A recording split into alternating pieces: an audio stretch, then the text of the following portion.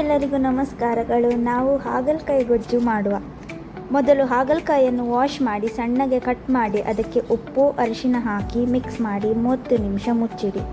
ನಂತರ ಹೀಗೆ ಕೈಯಲ್ಲಿ ಹಿಂಡಿ ನೀರು ತೆಗೆಯಿರಿ. ಇದರಿಂದ ಕಹಿ ಅಂಶ ಕಡಿಮೆ ಆಗುತ್ತದೆ.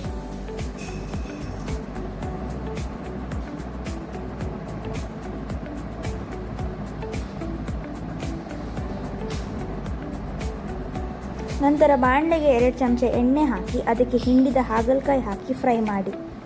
ಅರ್ಧ ಕಪ್ ಈರುಳ್ಳಿ ಹಾಕಿ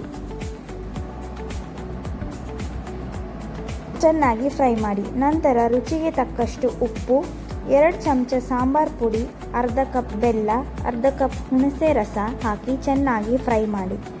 ಮುಚ್ಚಿಟ್ಟು 10 ನಿಮಿಷ ಬೇಯಿಸಿ. ನಂತರ ಅದಕ್ಕೆ ತೆಂಗಿನಕಾಯಿ ತುರಿ ಹಾಕಿ ಬೇಯಿಸಿ.